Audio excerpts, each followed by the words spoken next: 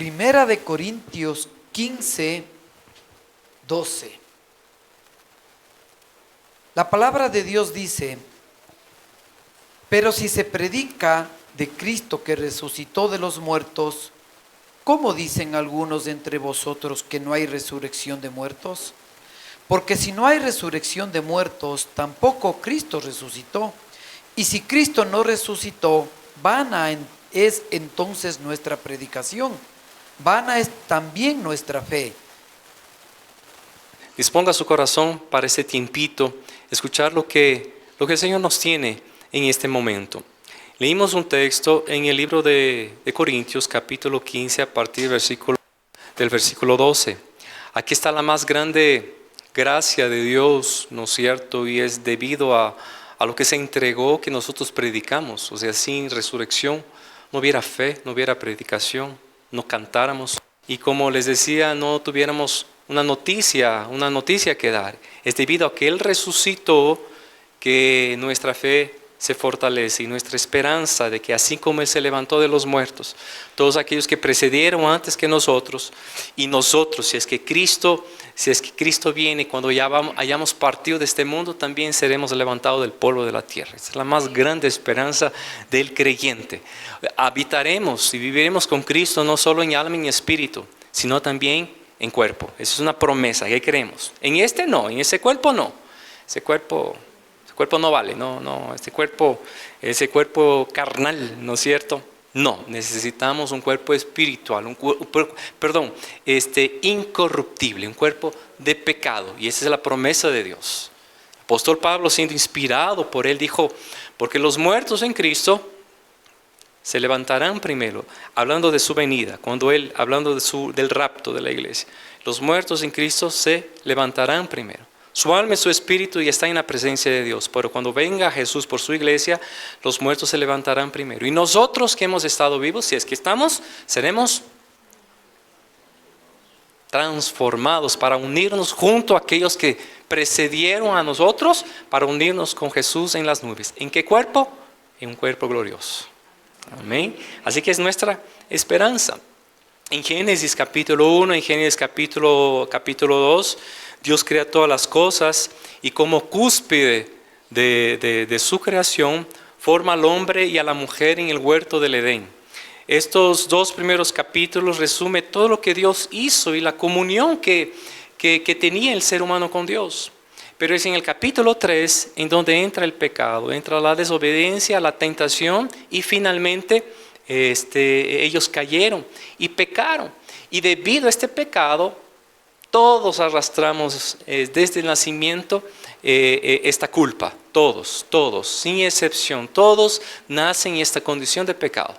Hay doctrinas que hablan del pecado original, otras doctrinas que hablan solamente del pecado de Adán, pero todos nacen en esta condición del pecado. Ese es el primer nacimiento en pecado. Por eso Jesús, mencionando y teniendo una charla con un hombre llamado Nicodemo, le dice: Nicodemo, este primer nacimiento te deja fuera del cielo. Es necesario nacer de nuevo. Es necesario ser engendrado nuevamente, no de una madre, no meterte nuevamente en el vientre, es imposible. Es necesario nacer nuevamente, no de carne, no de sangre, sino de Dios. Entonces, en el momento en que nosotros aceptamos a Cristo como nuestro Señor, nuestro Salvador, reconocemos nuestra condición pecadora, nuestra condición contaminada por este virus que se llama pecado, inmediatamente somos limpios, libres a través de lo que Jesucristo hizo. ¿Está conmigo, queridos? A través de lo que Cristo hizo en la cruz del Calvario. Tú ves... Tú lees lo que Jesús pasó, ¿no es cierto? Desde la casa de Caifás hasta el patio de Pilatos, por la vía dolorosa, hasta llegar al lugar de la calavera llamado el Gólgota, ¿no es cierto? Fue crucificado y tal vez nos puede dar pena al leer ese texto, y cuanto más cuando vemos esta película tan cruda, ¿no? ¿Verdad? Que habla de este acontecimiento, la pasión de Cristo. Y nos podemos poner triste, pero eso no es para entristecer, sino para alegrarnos, porque fue gracias a lo que Él hizo que nosotros tenemos una vida con sentido. Es gracias a la muerte de Cristo y al tercer día, un día como hoy, que Él resucitó, que nuestra fe está fortalecida, que podemos predicar, que podemos adorar, que tenemos esperanza de una vida más allá. Más allá, hermano. Hay una vida más allá. Por más que nieguen, por más que diga que no hay, que después de esto se acabó todo, que hay quienes están en un estado de limbo. Hermano, un día el que cree como el que no cree se encontrará con esta verdad absoluta que es Cristo delante de ellos. Yo delante de Él, yo quiero ser reconocido. Tú eres Juanito, claro, tú eres David, tú eres Marta, tú eres María. A ti yo te conozco, ven, pasa al reino. Aleluya. Eso es lo que predicamos.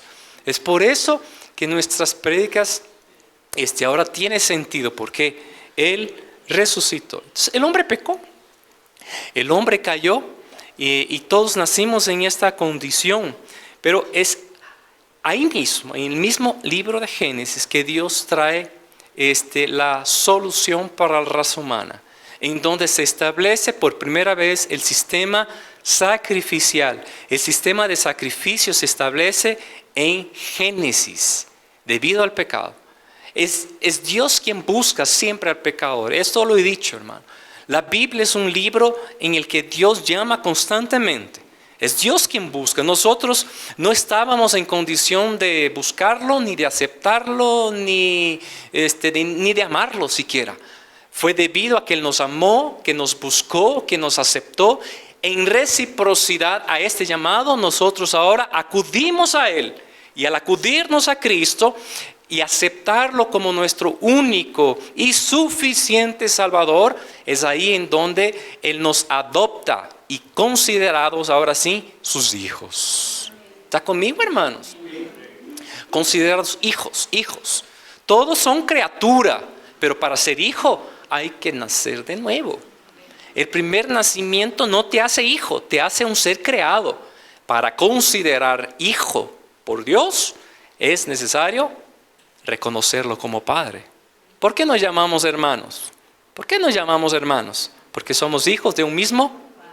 Ok, ahora, no solo nosotros tenemos una familia celestial gigantesca en el mundo entero. Imagínense, en el cielo nos vamos a encontrar ahí con europeos, con americanos, con brasileros. Bueno, aparte, ¿no?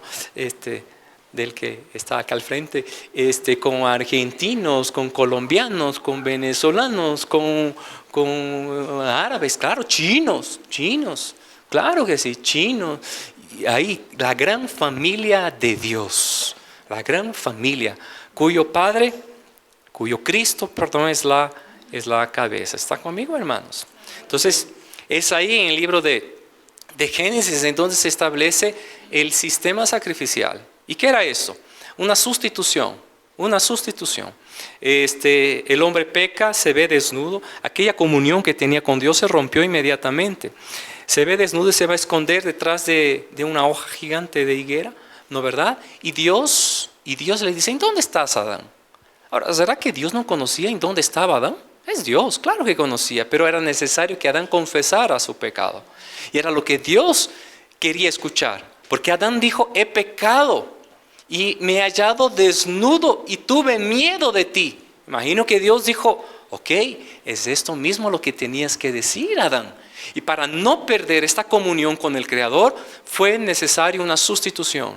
¿Está conmigo, hermano? Fue necesario que muera un animal inocente para cubrir la desnudez de Adán. Sacó, Dios mismo se encargó del primer sacrificio en el que un animal muere para cubrir con pieles a Adán. Es ahí donde establece. La única forma, hermanos, de entender lo que Cristo hizo en la cruz, la única forma de entender y mirar a la cruz es con los ojos del Antiguo Testamento y bajo los sacrificios del Antiguo Testamento. Porque ¿qué cubre nuestros pecados hoy? ¿O qué quita nuestros pecados hoy? Es la sangre de Cristo. Ya no un animal. Es por eso que en el Antiguo Testamento se requería sacrificios constantes. Se mataban miles y miles y miles de animales. Y alguien dirá, pero ¿cómo puede ser? Parece ser un Dios tan cruel. ¿Cómo un inocente tiene que morir? Bueno, todo apuntaba hacia Cristo. Porque nosotros siendo los culpables, nosotros teniendo que morir eternamente separado de Dios, vino Cristo y pagó por nosotros para que nuestro pecado sea quitado, sea cubierto y ahora sin tener comunión para con Dios el Padre. El escritor de Hebreos menciona que debemos acercarnos a Dios confiadamente. Cuando te acercas a Dios, no te acercas con miedo, no te acercas, ¿será que me va a escuchar? ¿Será que me va a oír? ¿Es que me he portado mal? No, acércate confiadamente que Él te escucha porque es tu papá y ya estás cubierto por la sangre de Jesucristo. ¿Está conmigo, hermanos? Entonces, la única forma de entenderlo, el sistema de sacrificios del Antiguo Testamento y de todos aquellos animales que fueron sacrificados es mirando a la cruz. Ya no tienes que andar buscando un borreguito, un carnerito para el holocausto. No, un solo sacrificio fue suficiente, en donde se estableció ahí la comunión con Dios el Padre. Esta es la verdadera paz que nos vino a traer Cristo, ¿sabe? La paz que nos trajo Cristo no es la paz del mundo, porque el mundo no habrá paz hasta cuando regrese o cuando vuelva el príncipe de paz. No habrá paz, no hay. El que predica diciendo que pronto habrá la paz, bueno, solo si Cristo viene pronto. Pero la única manera de establecer la paz y que no haya guerra en este mundo es cuando regrese Cristo. Antes de esto no habrá paz, pero la paz que nos trajo Dios, aquella paz que cantaron los ángeles, aquella paz que lo declaró Jesús, ¿no es cierto? Mi paz os dejo, mi paz os doy. Y los ángeles que cantaban, ¿qué cantaban? ¿Se acuerdan qué cantaban? Los pastores, eso usted sabe, ¿no es cierto? ¿No? Y cantaban, es la paz para con Dios, es la paz. Hoy tenemos comunión para con el Padre por medio de Jesucristo.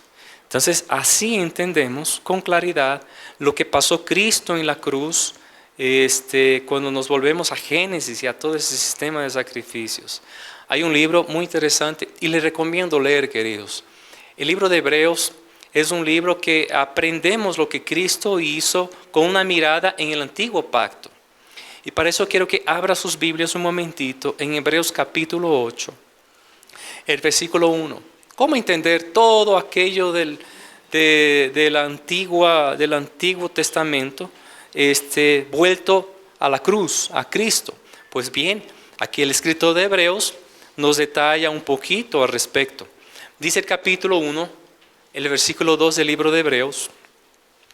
Ahora bien, el punto principal de lo que venimos diciendo es que tenemos tal sumo sacerdote. ¿Cuál era la función del sacerdote en el antiguo pacto? Bueno, era el líder, era el encargado prácticamente de todo, de traer la ofrenda, del sacrificio, de echar la sangre sobre el propiciatorio. Y si salía el sumo sacerdote del lugar santísimo, significaba un año más de perdón. Un año más de perdón. Pero a Dios gracias, hermano, no tenemos que esperar cada año. No tenemos que esperar cada época para que nuestros pecados sean perdonados. Hoy tenemos nuestro sumo sacerdote y acceso 24/7 a Él, todo el tiempo. ¿Está conmigo? Mire lo que dice. El cual se sentó a la diestra del trono de la majestad de los cielos. Este es nuestro sacerdote hoy. Versículo 6, ahí mismo, del mismo capítulo 8. Pero ahora, ¿qué dice, hermanos? Tanto mejor ministerio es el suyo, cuanto es mediador de ¿qué cosa? De un mejor pacto establecido sobre ¿qué cosa? Mejores promesas. Mejor pacto y mejores promesas. Usted me dirá, entonces falló el antiguo pacto. No falló el antiguo pacto. No, fallamos nosotros. Falló el ser humano, porque el antiguo pacto involucraba dos personas. Dos partes. dos partes, Dios y el pueblo hebreo. Dios no falla, nunca.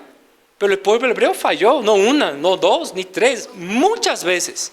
Y Dios los perdonaba. Y Dios los perdonaba cada vez que ellos se acercaban a Él. Dios les renovaba. Ahora, ¿por qué entonces un nuevo pacto? ¿Significa que algo había fallado en el antiguo? No, Dios no falla. Es Dios quien establece los pactos, pero quien falla es el ser humano. Era necesario entonces un nuevo pacto porque bajo este nuevo pacto ya no se involucraban dos partes, sino una sola. Ya usted no se involucra porque no podemos cumplirlas. No podemos cumplir la ley. No podemos cumplir los mandamientos. Alguien dirá, pues que nunca he matado. No, que va, nunca he adulterado, siempre he sido fiel, pero tal vez una palabrita áspera en la boca que hirió a una persona, pues es una falla al mandamiento. Y si has fallado en un punto, te hace culpable de... ¿Está conmigo, hermanos?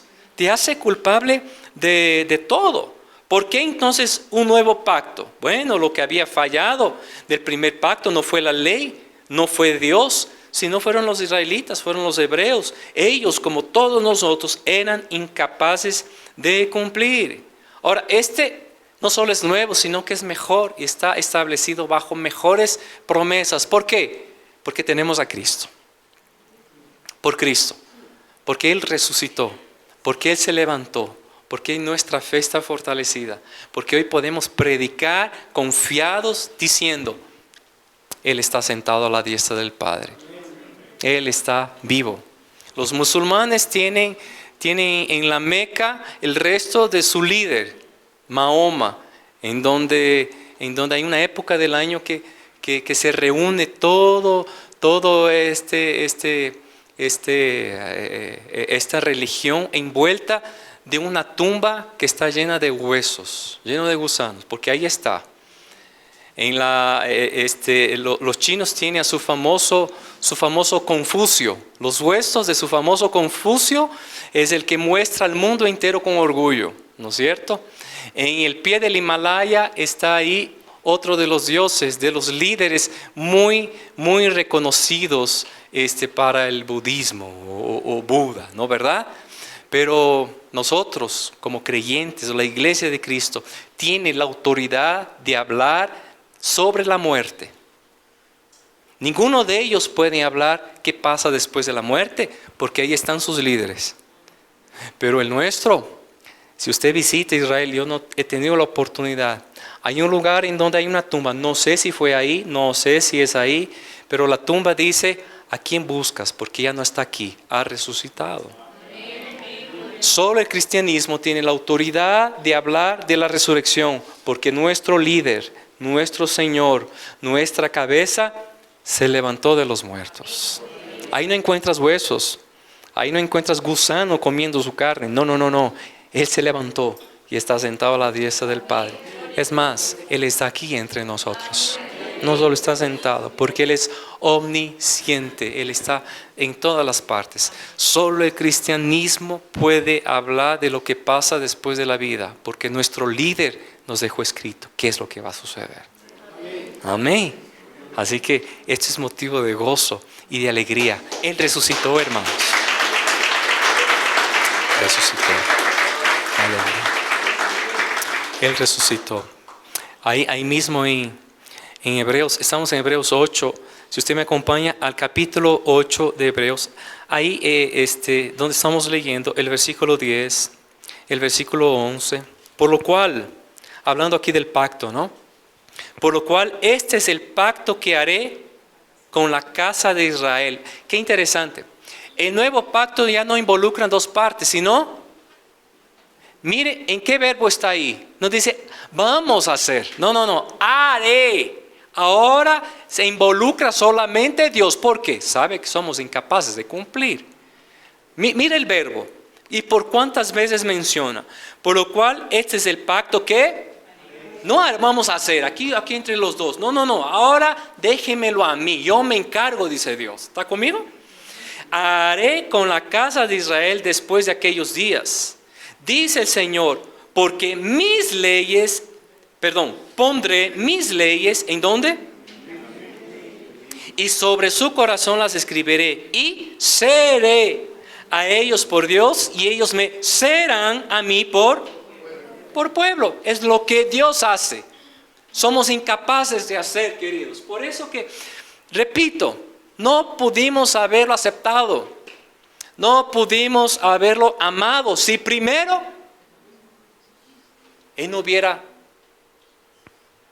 se hubiera entregado. ¿Por qué le aceptas? ¿Por qué le amas hoy? En reciprocidad a qué Él hizo primero. Dice, porque no es que nosotros le buscamos, no es que nosotros le amamos. Dice que Él nos amó primero. Vamos a seguir leyendo, versículo 11.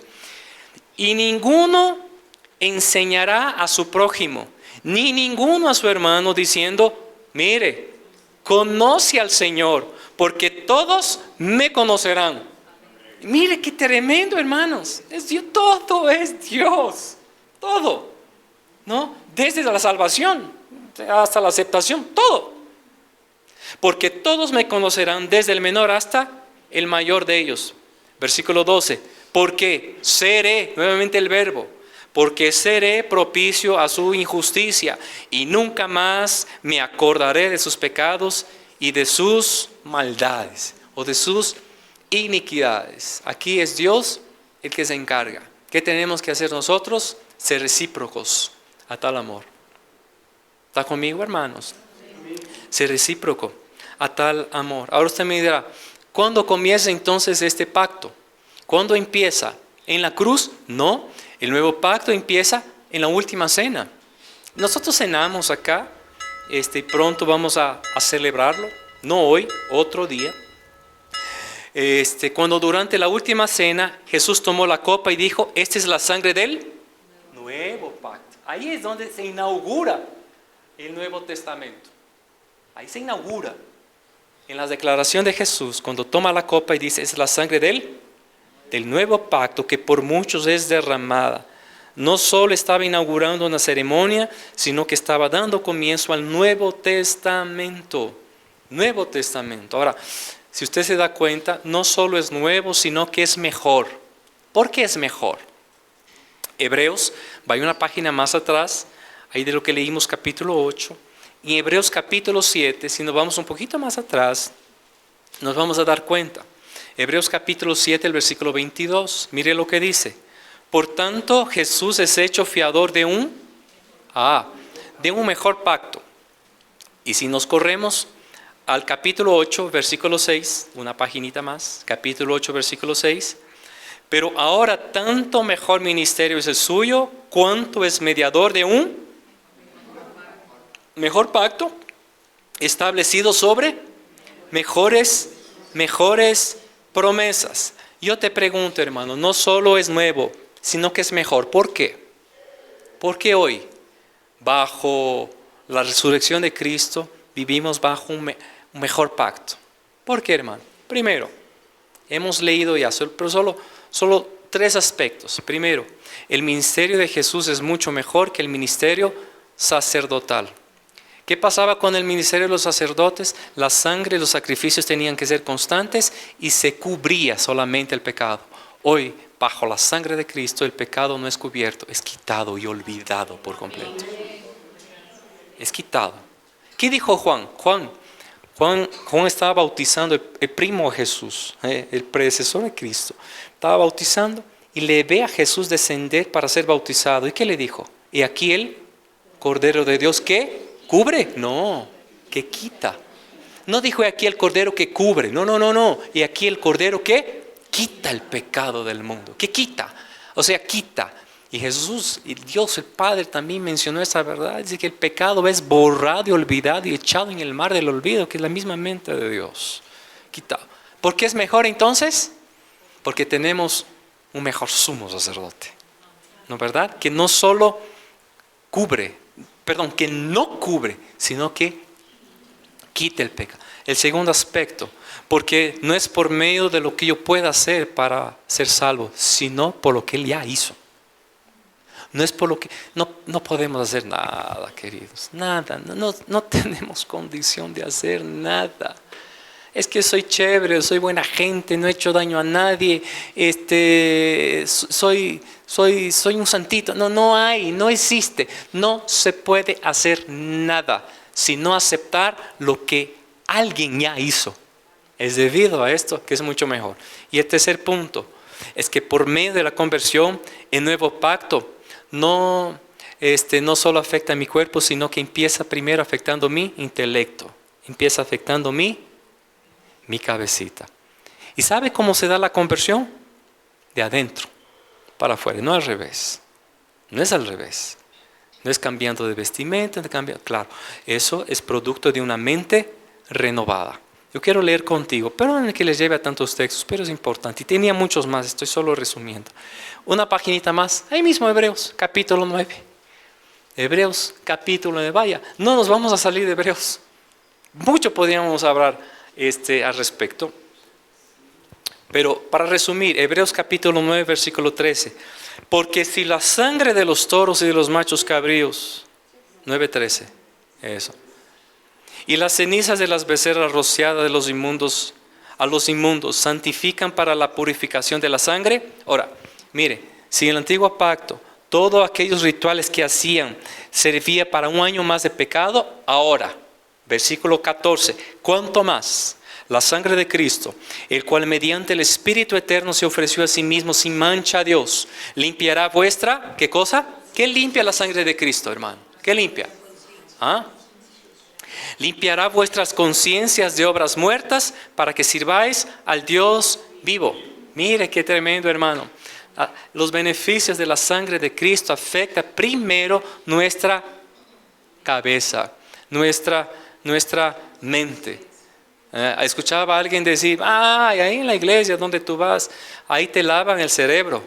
¿Y a quién le decían esto? A un cristiano, ¿no? Le decía, buena falta que me hacía. Buena falta que me hacía una lavadita del cerebro, pues sería bueno que tú también vayas a echarle una buena limpieza. ¿No, verdad? Bien que nos hacía falta una limpiecita de cerebro. Por eso, hermano, que cuando miramos a la cruz, ¿cómo no ser gratos? ¿Cómo no ser agradecidos? ¿Cómo explicar lo que hiciste en mí? ¿Cómo expresar tanta gratitud? ¿Cómo no ser grato a Dios por todo lo que Él hizo? Hermano, yo considero que no hay prédica, no hay canción, no hay pensamiento que pueda reflejar, que pueda escribir lo que Cristo hizo. No existe. No existe un mensaje, por más inspirado, por más poderoso que sea. No existe una canción, por más linda. Piensa en la canción, en la adoración más linda. No puede explicar todo lo que Cristo hizo al entregarse en una cruz. No existe. No existe. Tal vez un día vayamos a comprender, cuando estemos en presencia de Él. Pero hoy, en esta mente limitada, no podemos entender. Él sufrió en el Getsemaní como nadie.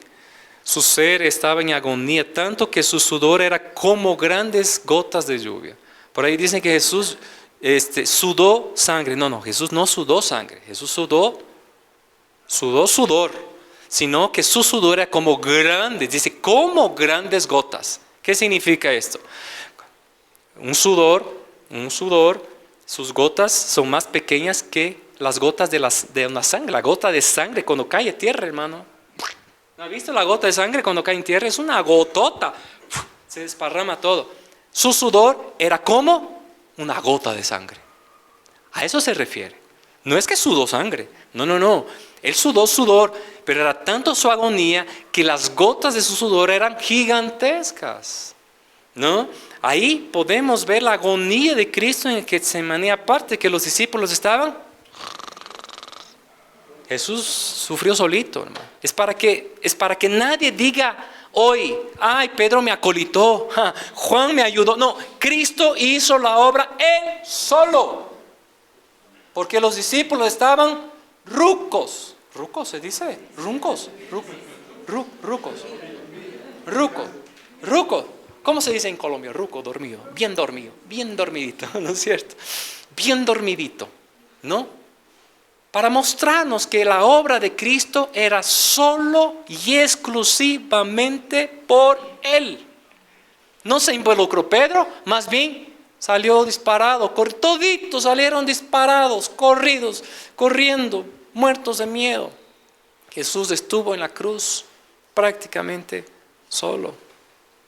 Ahí estaba María, claro, ahí estaba uno de los discípulos también, que después fueron perseguidos y también huyeron. Fue llevado al sumo sacerdote Caifás y le preguntaron si era el Cristo. Y él dijo, sí, no solo soy Cristo, hoy me sentaré a la diestra de mi papá. Eso fue suficiente, hermano, para que lo escupan, para que lo maltraten, para que lo golpeen en la cara, causando fuertes hematomas en sus rostros. Luego decidieron llevarlo a Pilato, al romano, y es ahí donde recibe un castigo brutal y le visten de un manto escarlata con una corona tejida de espinos. Por ahí anda circulando la corona de Cristo, anda circulando con unos espinos así, chiquitos, flacos. Nada que ver, hermano, nada que ver. Después de esto, Jesús es obligado a llevar su propia cruz en un trayecto de 2 kilómetros llamada la vía dolorosa, hasta que finalmente llega al Gólgota, o lugar de la calavera. Lo acuestan en la cruz y son utilizados enormes clavos para clavar sus manos y sus pies. Esta agonía duró 6 horas, desde la hora 3 hasta la hora 9, o sea, desde las 9 de la mañana hasta las 3 de la tarde. Luego los judíos pidieron a Pilato que quebraran las piernas de los condenados, pero al llegar donde Jesús ya estaba muerto, y lo que clavaron en su costado fue una lanza en donde salió lo último que le quedaba de sangre mezclado con agua. O sea, a Jesús lo vaciaron por completo. Yo estaba escuchando ayer un documental en History Channel sobre los secretos de la Biblia. Secretos de la Biblia. Digo, ¿qué secretos que no se ha revelado? A ver, vamos a ver qué hay, ¿no, verdad? Y ahí estaba la copa de Jesús con sangre. Pero ¿cómo con sangre? Si a Jesús lo vaciaron. Ahí está, y adoran a la copa y el cáliz y toda esa tontería, no tiene nada que ver. A Jesús lo vaciaron por completo, tanto así que como ya no había sangre, salió el agua. El ser humano, tenemos un doctor Andrés, el ser humano, ¿cuánto? Te voy a tomar un examen. No, yo tengo aquí la respuesta. El ser humano, ¿cuánto tiene de sangre en el cuerpo? 6 litros, 6, 7 litros. Más grande, más gordo, más litros. Yo he tenido unos 5,5 por ahí, ¿no, verdad? Yo no sé, pero el ser humano entre 6 y 7 litros. A Jesús le quitaron hasta el último centímetro cúbico, milímetro, de sangre. ¿Está conmigo, hermanos? Miren qué interesante. Ahora, este relato de sufrimiento de Jesús, como les dije, no es para entristecernos, no, lo que Él pasó en aquel momento. Hoy nos debe llenar de alegría porque este acontecimiento es el acontecimiento más importante de la historia de la humanidad, más que su nacimiento. A veces festejamos más en la Navidad, ¿no? Festejamos, está bien, hermano, hágalo, está bien, no pasa nada. Pero no fue porque Él nació que fuimos salvos, es porque Él murió. Es porque Él murió. Es debido a su muerte que nosotros somos salvos. Hay un pensamiento muy, muy interesante. Yo les empecé hablando del Edén. Y ahora les estoy llevando a la cruz. Porque yo me inspiré en un pensamiento, no sé quién dijo, anda circulando por ahí y me inspiró muchísimo, hermano. Y ese pensamiento dice, no estuvimos en el Edén. No estuvimos en el Edén. Pero lamentablemente heredamos la culpa, ¿no, verdad? Luego lo que se empecé hablando de Génesis capítulo 1, versículo 2. Ahí no estuvimos, pero lamentablemente cargamos con toda esta culpa. Y alguien dirá, es que es injusto, ¿cómo puede ser posible que nosotros ahora pagamos los platos rotos de aquellos que pecaron? Bueno, si ellos no hubieran pecado de una u otra forma, tú hubieras pecado. Así que hubieras heredado de una manera u otra el pecado. ¿Ok? Entonces, aunque no estuvimos en el Edén, heredamos la culpa. Pero lo maravilloso de la gracia, hermano, lo maravilloso de la obra redentora de Cristo es que tampoco estuvimos en el Calvario. Sin embargo, heredamos la gracia. sin estar en la cruz, heredamos ahí también la gracia. Entonces, ¿cómo no ser grato? ¿Cómo no estar agradecido por lo que Él hizo? ¿Tú puedes hacer? Yo peor. No podemos hacer nada, hermano. Lo único que debemos hacer es reconocer nuestra condición, ser recíproco a este amor, abrir los brazos y decir: mis manos alzaré, te alabo una y otra vez. Señor, lo que tengo es un aleluya, aleluya. No tengo nada más que sea tan digno de un rey, solo un corazón cantando ale. Es lo único. No podemos hacer nada más, porque no estamos en condición, hermanos. Quiero terminar. Diga amén. Aleluya. Termine rápido. Como no alcanzo a ver la hora, pusimos un reloj tan chiquito que no alcanzamos a ver. Pero bueno, ese relato es maravilloso, hermano. Yo quiero terminar mencionando 1 Corintios 15, 14. Fue leído ya. 1 Corintios. Quiero terminar con lo que empezó leyendo mi hermano Carlitos. Y si Cristo no resucitó, vana es entonces nuestra predicación y vana es también nuestra. O sea, si Él no resucitó, hermano, ¿para qué estamos aquí? ¿Para qué predicamos? ¿Para qué cantamos? ¿Para qué nos emocionamos tanto? ¿Para qué lloramos tanto?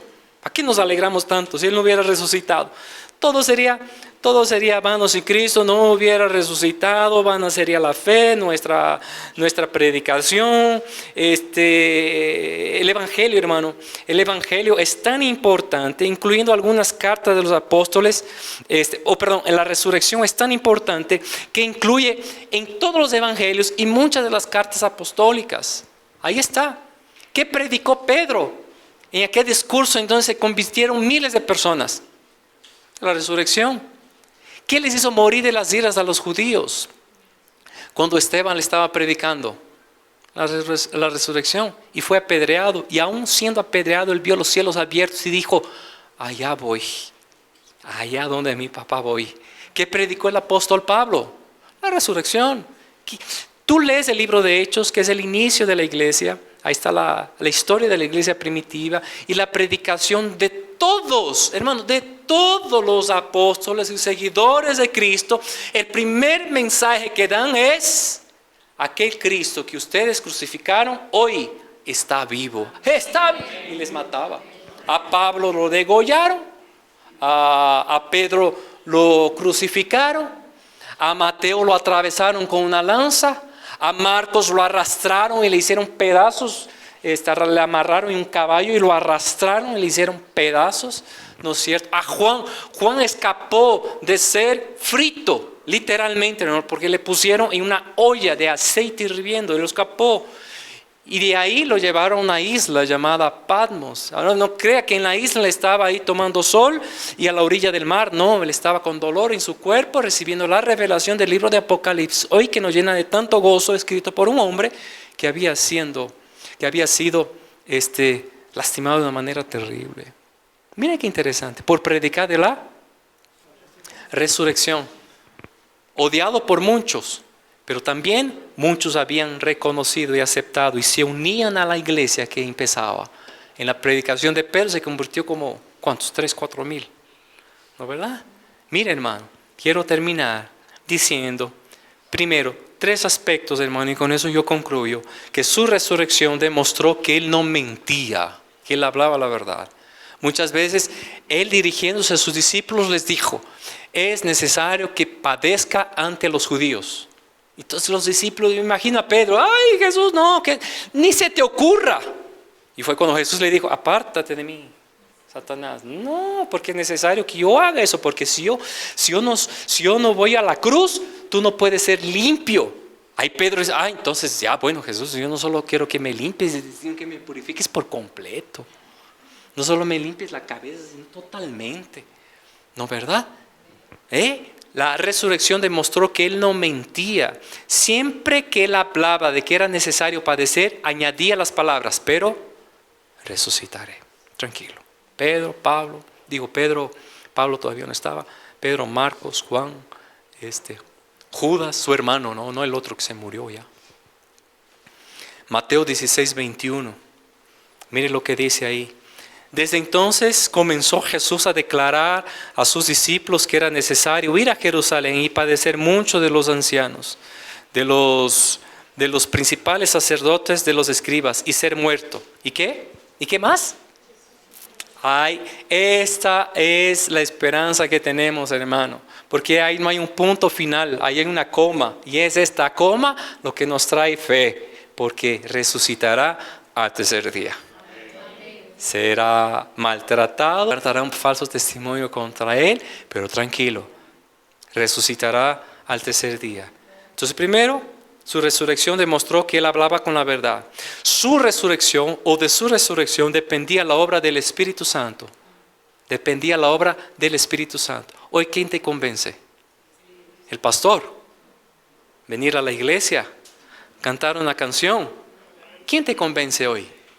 Si Él no hubiera resucitado, no tuviéramos al Espíritu Santo, porque Jesús dijo, es necesario que yo suba, es necesario que yo ascienda al Padre para que venga Él Consolador. Usted me dirá, son dos seres distintos, no es el mismo Dios.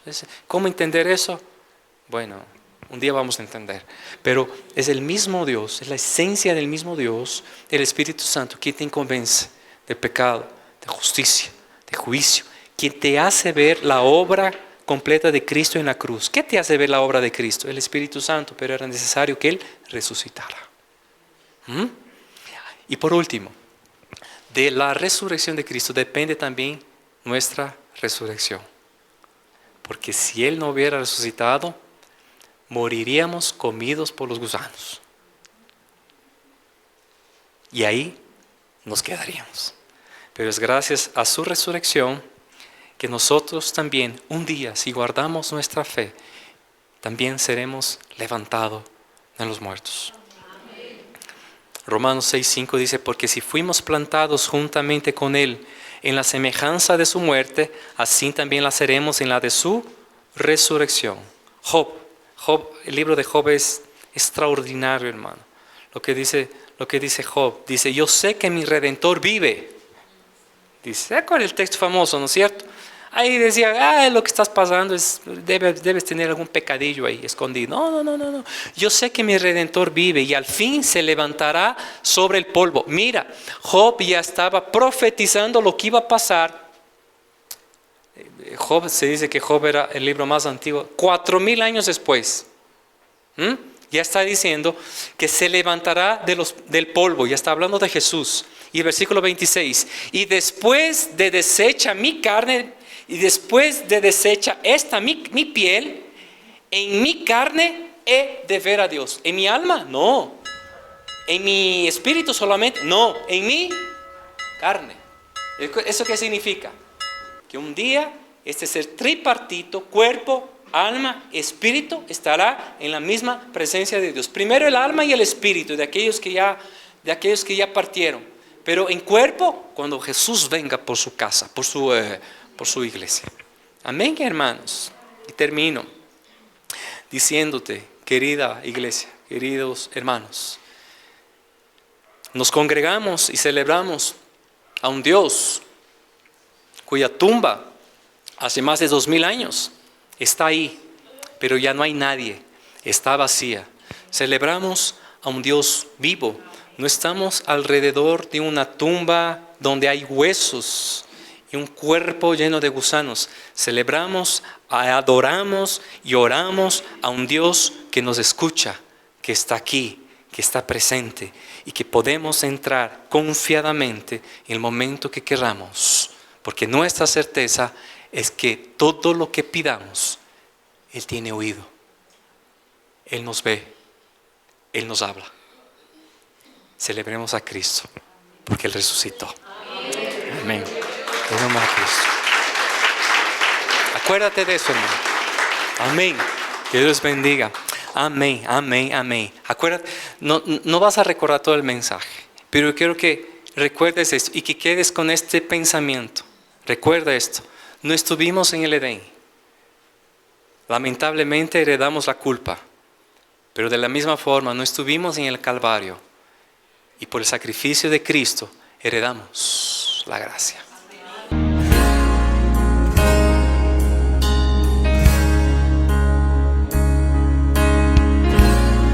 Que la gracia de nuestro Señor Jesucristo, el amor de Dios Padre y la comunión del Espíritu Santo sea con todos y cada uno de nosotros. Y todos decimos juntos, amén.